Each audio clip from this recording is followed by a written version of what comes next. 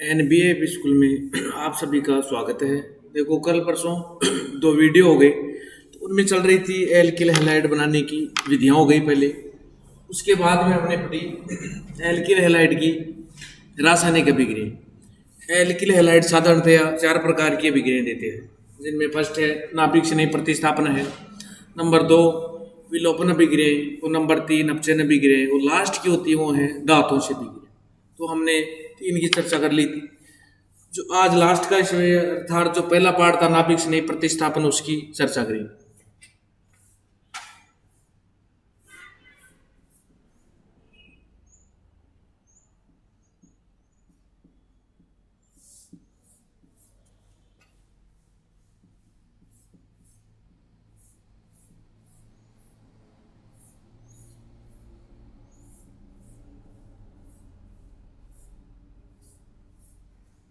ये होती है आपकी नाभिक स्नेही प्रतिस्थापन अभिक्रिया।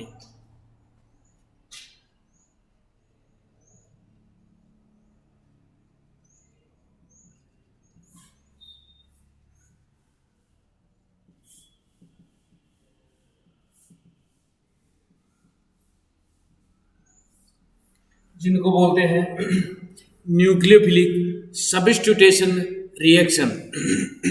ये भी दो प्रकार की होती है। उनमें नंबर वन है एक अणुक नाभिक स्नेही प्रतिस्थापन अभिक्रिया अर्थात SN1। अब इसके टाइप्स लेते हैं।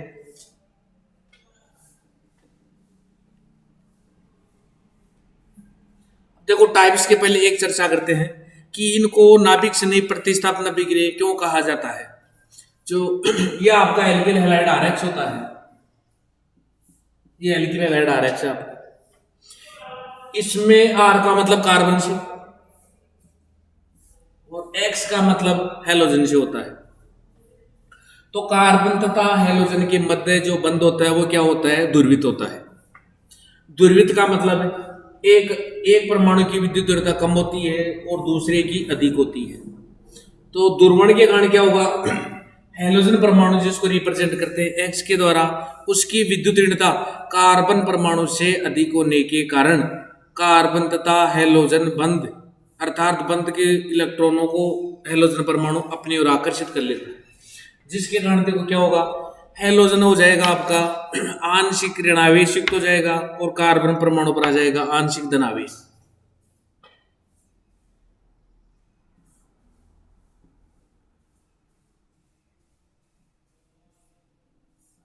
तो ये हो जाएंगे। तो आपकी जो कार्बन हो गया धनावेशित और जो हेलोजन है वो हो जाएगा आपका ऋणावेशित। अब देखो क्या होगा, अब इनके ऊपर जो धनावेशित कार्बन परमाणु है इसके ऊपर आके नाभिक स्नेह का ठीक होता है।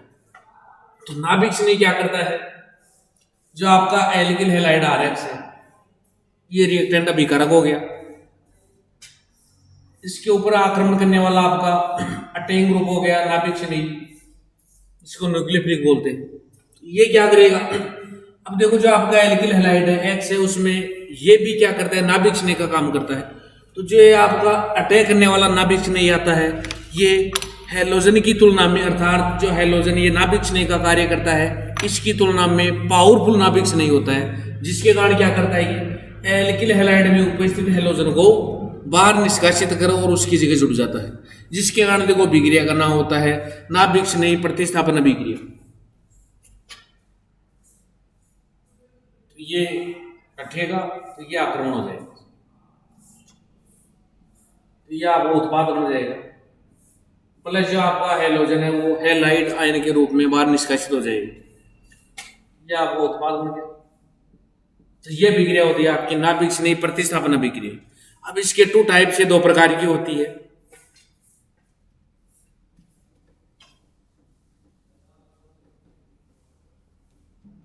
नंबर एक है नाभिक स्नेह प्रतिस्थापन अभिक्रिया, ये है एक आणुक नाभिक स्नेह प्रतिस्थापन अभिक्रिया।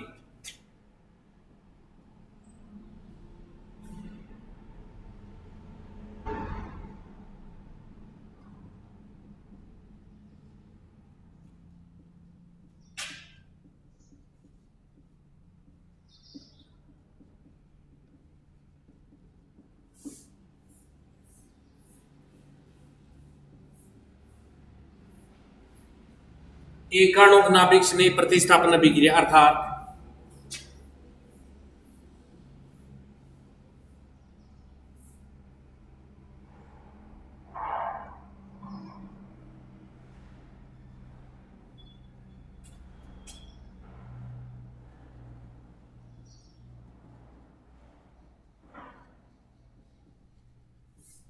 इनको बोलते हैं यूनिमोलिक्यूलर न्यूक्लियोफिलिक सब्स्टिट्यूशन रिएक्शन।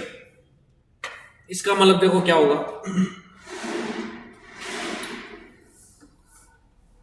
इनको रिप्रेजेंट करते हैं SN1 के द्वारा।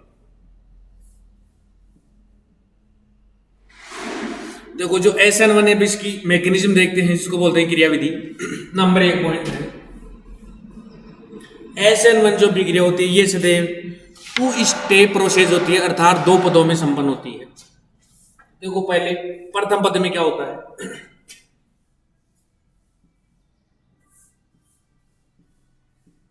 यह है सदैव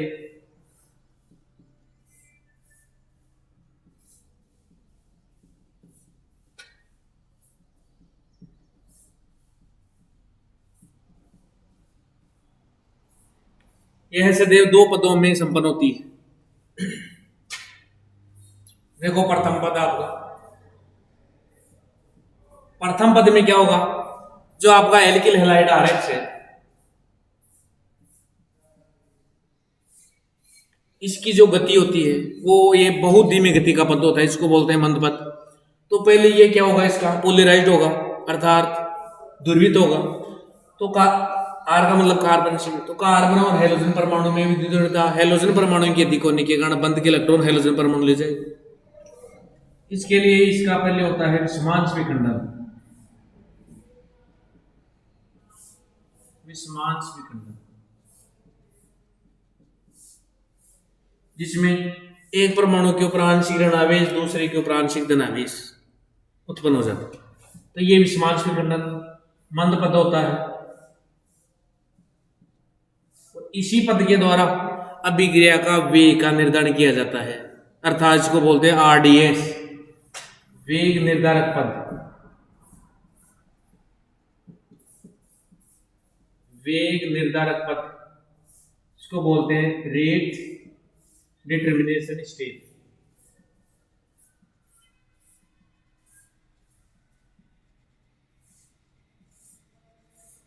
ये आकार हो गया, ये D हो गया, ये S हो गया, शॉर्ट में बोलते हैं इसको RDS।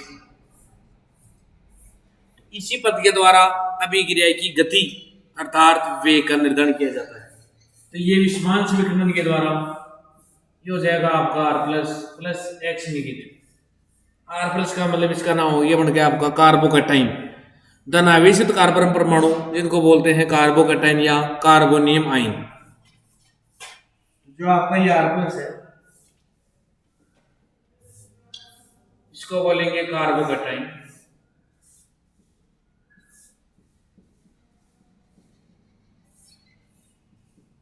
कार्बोकैटाइन या कार्बोनियम आयन।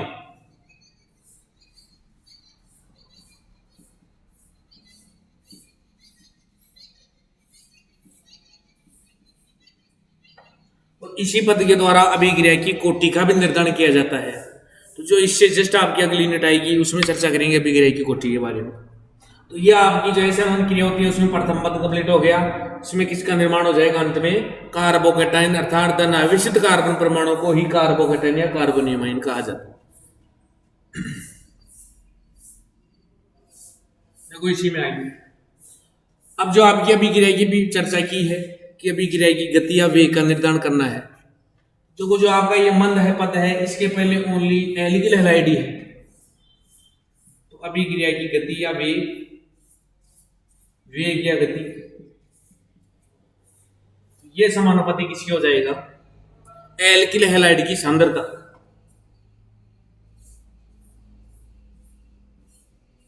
तो ये आपके एल्किल हैलाइड की सांद्रता। इस पद में एल्किल हैलाइड की संख्या एक ही है, जिसके कारण जो आपका SN1 ये ऊपर वाला जो बनाता है ये इसी कारण आता है। अब इसकी कोटि भी ज्ञात करें तो बनी हो जाएगी, अतः अभिक्रिया की कोटि भी बराबर होना चाहिए। इसके आगे देखते हैं, देखो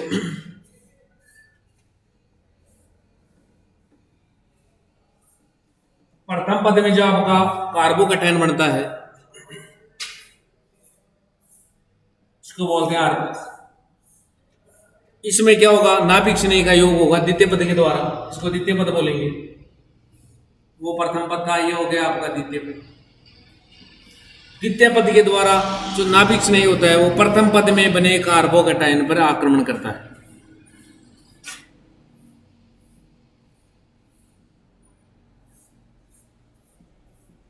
ये तीव्र पद होता है। प्रथम पद की तुलना में द्वितीय पद की जो गति या वेग होती है वो स्पीडली होती है। ये हो गया आपका तीव्र पद और ये जुड़ जाएगा RNU, यह आपका हो जाएगा उत्पाद। तो ये आपकी असंगठन अभिक्रिया दो पदों में संपन्न होती है, अंत में उत्पाद बन जाएगा।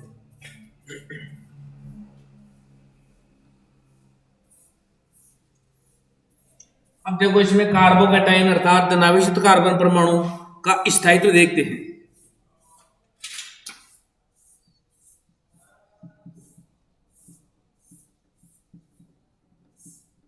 कार्बोकैटायन का स्थायित्व,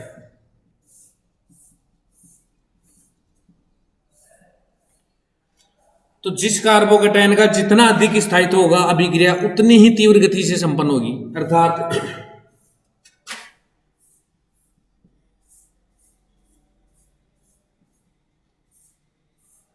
स्थायित्व इसमें 3 डिग्री कार्बोकैटायन का सर्वाधिक होगा, उससे कम 2 डिग्री कार्बोकैटायन का, फिर आपका 1 डिग्री कार्बोकैटायन, लास्ट में आपका मिथाइल कार्बोकैटायन। तो ये इनके स्थायित्व का क्रम हो गया। और यदि अभिक्रिया में हैलोजन परमाणुओं की संख्या समान हो, यदि अभिक्रिया में हैलोजन परमाणुओं की संख्या समान हो तो SN1 क्रियाविधि में क्रियाशीलता का क्रम अर्थात क्रियाशीलता का घटता हुआ क्रम निम्न होगा। वही आपका 3 डिग्री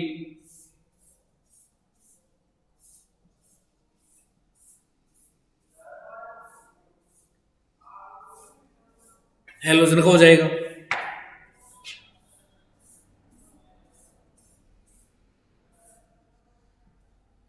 उसके बाद में आपका 2 डिग्री हैलोजन हो जाएगा, फिर 1 डिग्री हैलोजन, लास्ट में आपका मिथाइल हैलाइड, इसका क्रम हो जाएगा। तो सर्वाधिक वही है 3 डिग्री हैलाइड होगा, उसके बाद में 2 डिग्री हैलाइड, फिर 1 डिग्री और लास्ट में मिथाइल हैलाइड हो जाएगा। तो ये इनकी क्रियाशीलता का क्रम हो जाएगा। एक देखो और चर्चा आती है इसमें कि जो कार्बोकैटायन बनता है धनावेशित कार्बन परमाणु होता है वो होता है आपका समतलीय अर्थात प्लेनर होता है।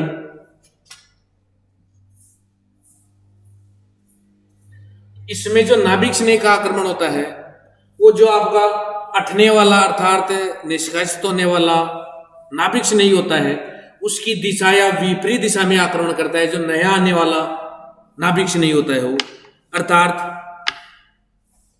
मतलब इसके दोनों साइडों से आगे या पीछे दोनों साइडों से आक्रमण कर सकता है। ये नाभिक स्नेही आपका NU माइनस हो जाएगा। एक तो ये दोनों साइडों से आक्रमण कर सकता है। दूसरी कंडीशन क्या है, यदि अभिक्रिया में अभिकारक अर्थात प्रकाशिकों तो प्रोडक्ट के रूप में हमें रेशमिक मिश्रण प्राप्त होगा।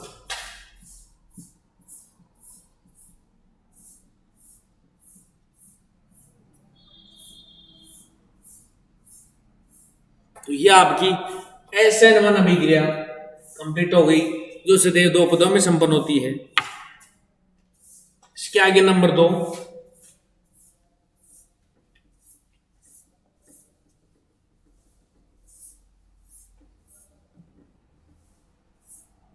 SN2।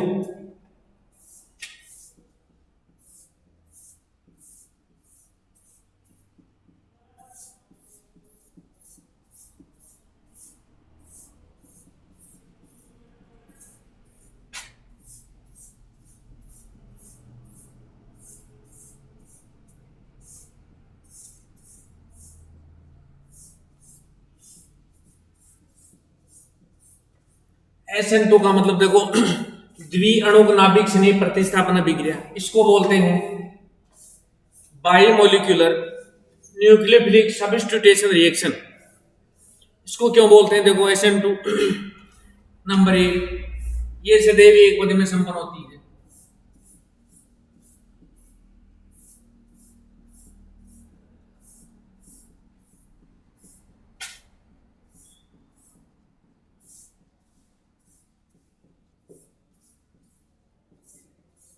यह सदैव एक पद में संपन्न होती है। नंबर 2, इसमें क्या होता है? कोई मध्यवर्ती का निर्माण नहीं होता है, इसमें केवल संक्रमण अवस्था का निर्माण होता है।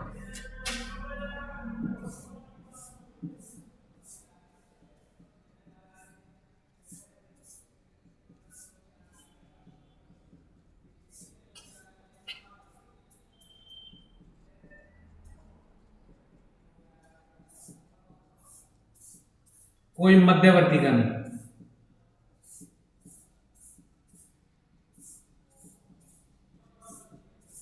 मतलब इसमें TS अर्थात ट्रांजिशन स्टेट अर्थात संक्रमण अवस्था का निर्माण होता है। देखो संक्रमण अवस्था कैसे बनती है?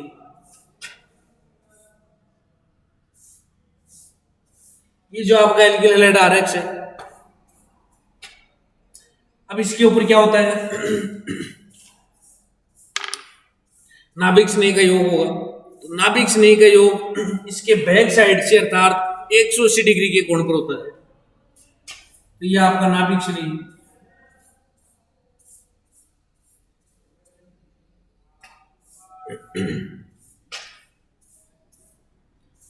जो R है, इसमें कार्बन परमाणु लेंगे।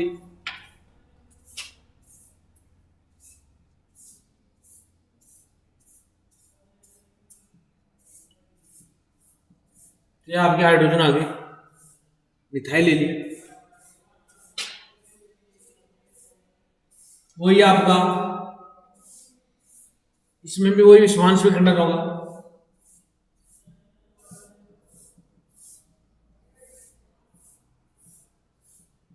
नंबर 2 वही मंद पद, और नंबर 3 वही हो जाएगा वेग निर्धारक पद।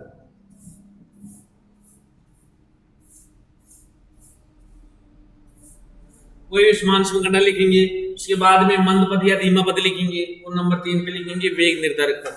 अब देखो जो आपका बैक साइड से अर्थात 180 डिग्री एंगल के ऊपर जो नाभिक स्नेह का आक्रमण होगा धन आयुक्त कार्बन परमाणु के ऊपर ही, इसमें पहले ये आपका NU भी,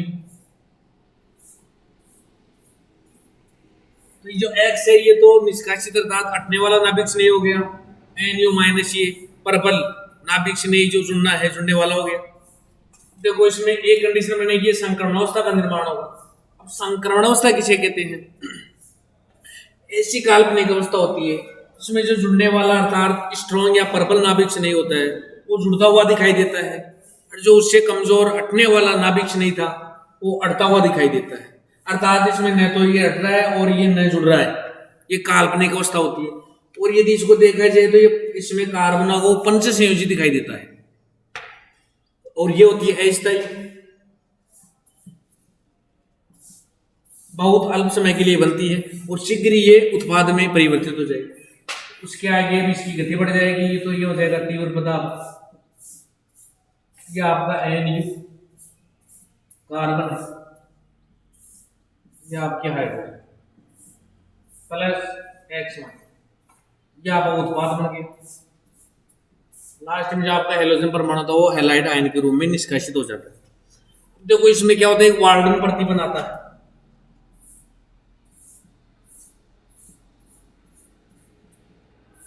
जो वाल्टन साइंटिस्ट था उसने क्या देखा, उसने देखा कि जो अभिकारक के रूप में एल्किल हैलाइड लिया जाता है और इसमें एल्किल हैलाइड में कार्बन परमाणु के ऊपर जो समूह जुड़े होते हैं, यदि उनकी स्थिति देखी जाए, वो लास्ट में जो उत्पाद बनता है उनमें कार्बन परमाणु के ऊपर जो समूह जुड़े होते हैं पहले से, उनकी स्थिति देखी जाए तो जैसे मधुमक्खी के छत्ते के समान दिखाई देती है। अर्थात हवा में जो आपका मधुमक्खी का छत्ता है वो क्या हो जाता है, उलट जाता है। वैसे ही जो आपकी संक्रमणावस्था थी या अभिकारक था उसमें जो कार्बन के ऊपर पहले समूह जुड़े हुए थे उनकी स्थिति परिवर्तित हो जाती है, तो जिसके कारण ये वो इसको बोला जाता है वाल्टन प्रतिबंध। तो जो SN2 अभिक्रिया होती है उसमें सदैव वाल्टन प्रतिबंध होता है। तो ये आपका वाल्टन प्रतिबंध। अब देखो इसमें वही क्रियाशीलता का क्रम देखेंगे, स्थायित्व का क्रम देखेंगे इसका। अब इसमें कार्बोकेटायन का निर्माण तो होता नहीं है। इसमें क्या देखेंगे, जैसे आपका जो ये एल्किल हैलाइड है R है, जो धनाविष्ट कार्बन परमाणु लेंगे तो ये 3 डिग्री लेंगे तो इसमें एल्किल समूह की संख्या अधिक होगी, और यदि 2 डिग्री लेंगे तो उससे कम होगी, और यदि 1 डिग्री लेंगे तो उससे कम होगी। अर्थात जो आपका नाभिक नहीं होगा उसका जो इजीली आक्रमण होगा धनाविष्ट कार्बन परमाणु के ऊपर वो 1 डिग्री कार्बोकेटायन के ऊपर ही आसानी से होगा। अर्थात जो धनाविष्ट परमाणु होगा यदि उसमें हाइड्रोजन परमाणु जुड़े हुए कम सबसे अधिक संख्या में, तभी आसानी से इसका आक्रमण हो जाएगा। जैसे 3 डिग्री लेंगे तो उसमें 3 आपके मिथाइल समूह हो गए तो उसमें स्टेरिक इंड्रेंस हो जाएगी, जिसके कारण नाभिक स्नेही का आक्रमण आसानी से नहीं होगा। तो सदैव जो आपकी SN1 अभिक्रिया होती है उनको आसानी से 3 डिग्री हैलाइड देते हैं, 3 डिग्री एल्किल हैलाइड। जो आपकी SN2 अभिक्रिया होती है उनको सदैव 1 डिग्री एल्किल हैलाइड देते हैं। तो देखा जाए तो इजी वे में SN1 3 डिग्री एल्किल हैलाइड के द्वारा संपन्न होती है, SN2 सदैव इजी वे में 1 डिग्री एल्किल हैलाइड के द्वारा संपन्न होती है। तो ये आपकी रिएक्शन की मैकेनिज्म थी SN2 अर्थात द्विअणुक नाभिक स्नेही प्रतिस्थापन। अब यदि इसका अभिक्रिया की कोटि लिखी जाए, अभिक्रिया की कोटि तथा वेग,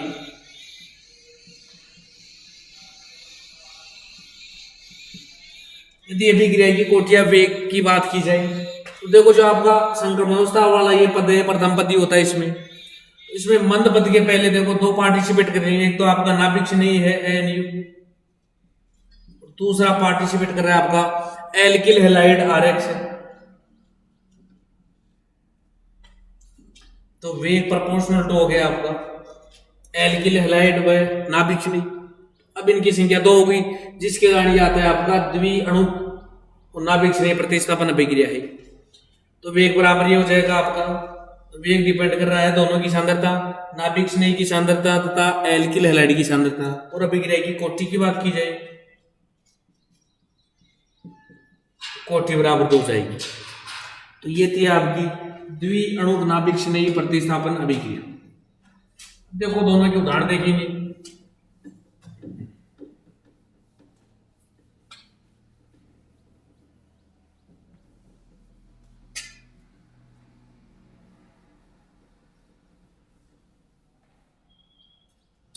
दोनों के उदाहरण के पहले एक एग्जाम्पल और है, जैसे तृतीयक ब्यूटिल जो आपका क्लोराइड है उसके ऊपर सोडियम अर्थात पोटेशियम हाइड्रोक्साइड की अभिक्रिया करवाते हैं। देखो उदाहरण,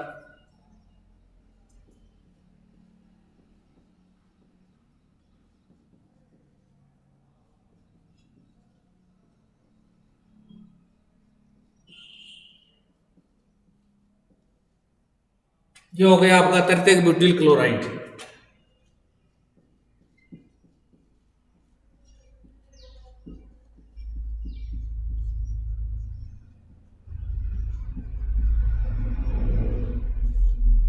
KOH पोटेशियम हाइड्रोक्साइड। तो देखो इसका सीधा समीकरण तो ये हो जाएगा आपका,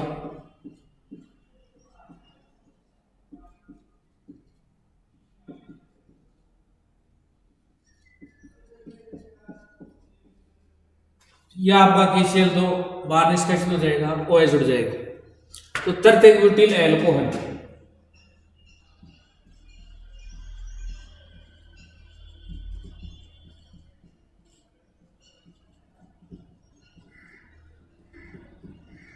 तृतीयक ब्यूटिल एल्कोहल ये आपका उत्पाद बन गया।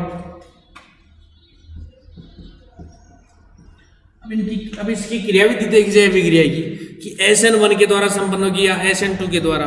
तो ये सदैव SN1 के द्वारा 2 पदों में संपन्न होती है। देखो कैसे होगी, वो ये आपका पहला प्रथम पद आएगा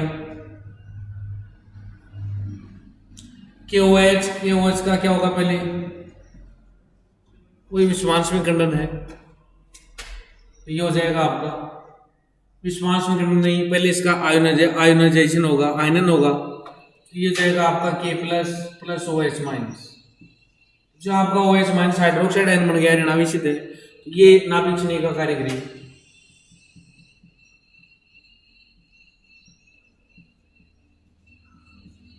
जो आपका पोटेशियम हाइड्रोक्साइड है उसका आयनन होकर पहले बनता है नाभिक स्नेह।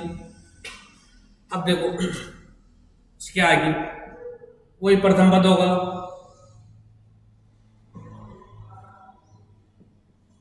प्रथम पद में क्या किया था अभी, वही एल्किल हैलाइड का विस्मांश विखंडन, जिसके द्वारा कार्बोकेटाइन का निर्माण होगा।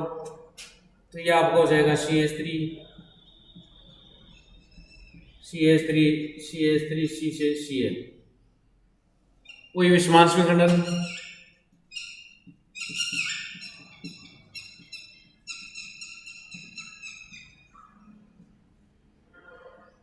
मंद पद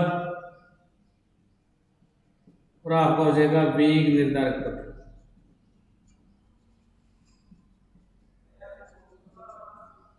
इसमें जो आपका तंतक ब्यूटिल क्लोराइड है, इसमें कार्बन और जो क्लोराइड है उन दोनों इस बंध में विद्युतीनता क्लोराइड अर्थात हैलोजन की अधिक होती है, जिसके कारण बंध के इलेक्ट्रॉन आपका Cl ले जाएगा और कार्बन धनाविष्ट हो जाएगा।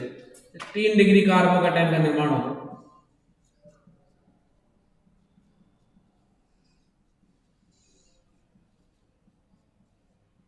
जो आपका क्लोरीन परमाणु था ये क्लोराइड आयन के रूप में बाहर निष्कासित हो जाएगा। तो ये बन गया, देखो जो आपका धनाविष्ट कार्बन परमाणु है 3 CH3 से जुड़ा हुआ है, इसके कारण इसको बोलते हैं 3 डिग्री कार्बोकेटाइन।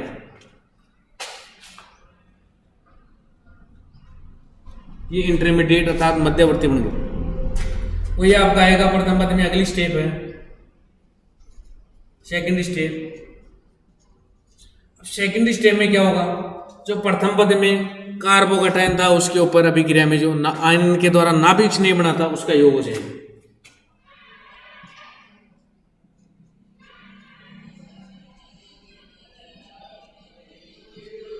ये हो गया आपका 3 डिग्री कार्बोकेटाइन। अब इसके ऊपर आपका नाभिक स्नेह का योग होगा Nu माइनस। तो नाभिक स्नेह के रूप में कौन था आपका, alcohol OH minus.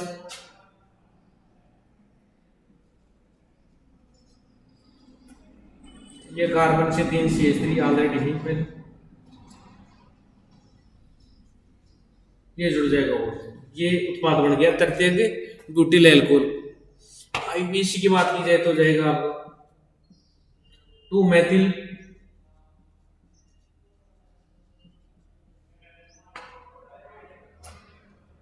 2 butane 2 propanol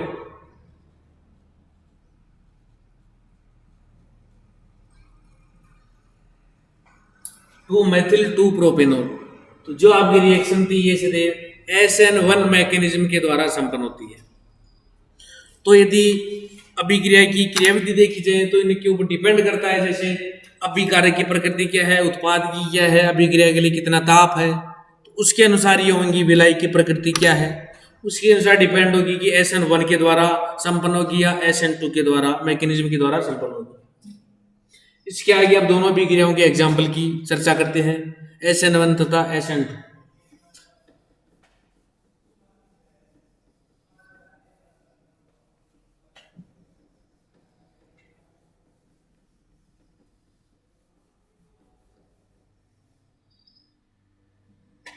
देखो नंबर 1 लेते हैं, एस्टर का निर्माण।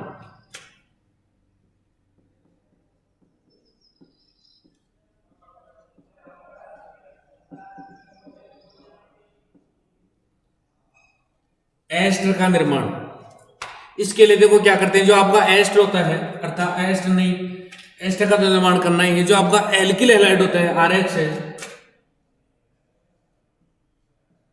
तो RH अर्थात एल्किल हैलाइड की अभिक्रिया से देव कार्बोक्सिलिक अम्लों के सिल्वर लवणों के साथ करवाई जाती है, RCOOAG। यह आपका AgX बाहर हो जाएगा, यह आपका एस्टर बन जाएगा RCOO।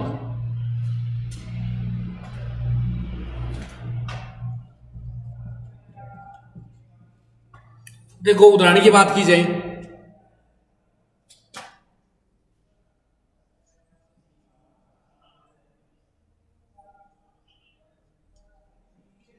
CH3Br मिथाइल ब्रोमाइड है, अर्थात ब्रोमोमेथेन है।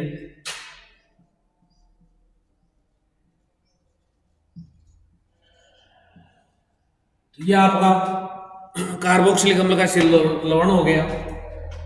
तो ये अभिक्रिया में GBr तो बाहर हो जाएगा और ये आपका CH3 जुड़ जाएगा। तो ये हो जाएगा आपका CH3COO CH3। अब देखो यदि इसके आईपीसी नाम की बात की जाए, तो जो मध्य में COO है अर्थात एस्टर समूह है COR, इन दोनों ऑक्सीजन के सामने जो कार्बन है उसको पहले एल्किल समूह के रूप में लिखेंगे। तो CH3 है तो इसको बोलेंगे मेथिल, और दोनों ऑक्सीजन के पहले जितने भी कार्बन है उसकी एल्केन बोलेंगे, और लास्ट में इसका अनुलग्न जुड़ जाएगा O8, तो एल्केनोएट। अब देखो इसमें कितने कार्बन, ये जो दोनों ऑक्सीजन है इनके पहले 2 कार्बन दिखाई दे रहे हैं हमको, तो दोनों कार्बन का हो जाएगा एथेन बन जाएगी एल्केन, O8 लगाएंगे तो एथेनोएट। ये आपका आईपीसी नाम हो गया मैथिल एथेनोएट। ये अभिक्रिया थी आपकी एस्टर का निर्माण।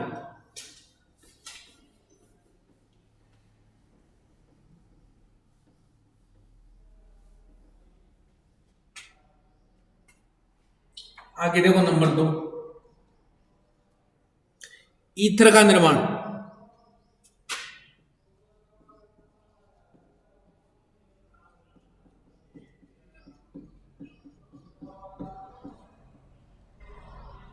ईथर होता है आपका जो ऑक्सीजन परमाणु है इसकी दोनों साइडों में एल्किल समूह ROR, उसको बोलते हैं ईथर।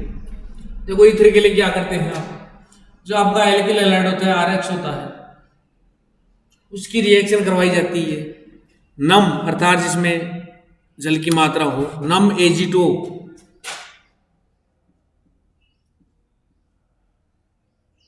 नम लेने की ड्राई लेना है, चलो नम से तो एल्कोहल का निर्माण हो जाएगा। ड्राई अर्थात शुष्क Ag2O लिया जाता है इसमें।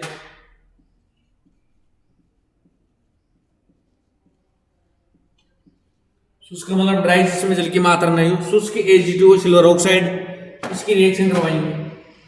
देखो इसमें Ag2 Ag2 है, ये आपके एल्किल हैलाइड RH हो जाएगा, क्योंकि R भी हमारे को 2 चाहिए, ऑक्सीजन के दोनों साइडों में कार्बन तो आनी चाहिए। ये आपका हो जाएगा ROR प्लस 2 बढ़ जाएंगे आपके AgH।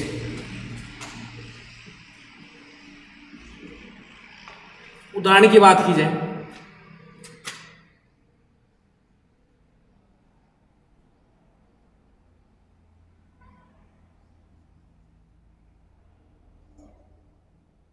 यह आपका एल्किल हैलाइड है इथाइल क्लोराइड, वही आपका शुष्क Ag2,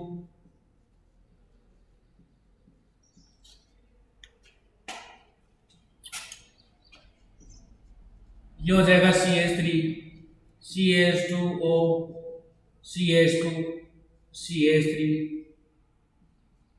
प्लस आपका हो जाएगा 2 AgCl। यह आपका इथर बन जाएगा CH3 CH2O CH2 CH3। देखो इसका वही आईपीसी नामकरण, तो इसका प्रारूप चलता है एल्कोक्सी एल्केन, अर्थात ऑक्सीजन के जो दोनों साइडें होती हैं, तो एक साइड दोनों साइडों में कार्बन परमाणु की संख्या समान भी हो सकती है या असमान भी हो सकती है। तो यदि ऑक्सीजन परमाणु की एक साइड में कार्बन परमाणु की संख्या कम है तो उसके साथ में ऑक्सी शब्द जोड़ देंगे अर्थात एल्कोक्सी लिखा जाएगा। दूसरी साइड में कार्बन परमाणु की संख्या अधिक होगी तो उसकी क्या बनाएंगे, उसकी एल्केन बनाएंगे। तो संपूर्ण प्रारूप हो गया आपका एल्कोक्सी एल्केन। अब देखो इसमें जो आपका ऑक्सीजन परमाणु है इसकी दोनों साइडों में कार्बन परमाणु की संख्या समान, तो एक को तो वही एल्कोक्सी बोल देंगे, दूसरे को एल्केन, दोनों में संख्या समान हो जाएगी। तो 2 कार्बन है एथ हो जाएगा, ऑक्सी जुड़ेगा एथोक्सी। एल्केन की बात की जाए तो दूसरी साइड में भी वही दोनों कार्बन समान है, एल्केन बन जाएगी। तो इसका नामकरण हो गया एथोक्सी एथेन।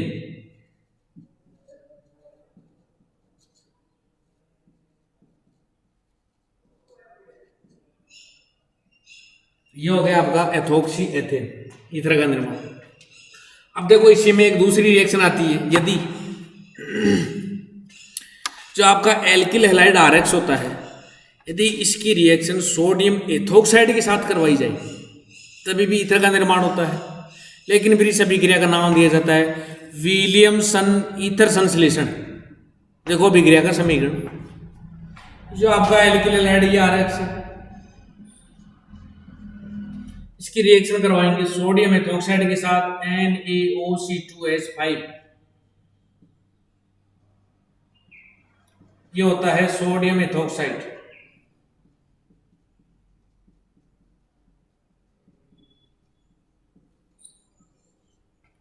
तो आपका NaX बाहर हो जाएगा, ROC2H5 प्लस NaX, ये नई रिएक्शन बन जाती है। यदि एल्किल हैलाइड की रिएक्शन सोडियम एथोक्साइड के साथ करवाई जाती है तब भी ईथर का निर्माण होता है। लेकिन ये किसके द्वारा दी गई थी? विलियमसन के द्वारा दी गई। तो इस अभिक्रिया का भी नाम से इसका नाम हो जाता है विलियमसन ईथर संश्लेषण।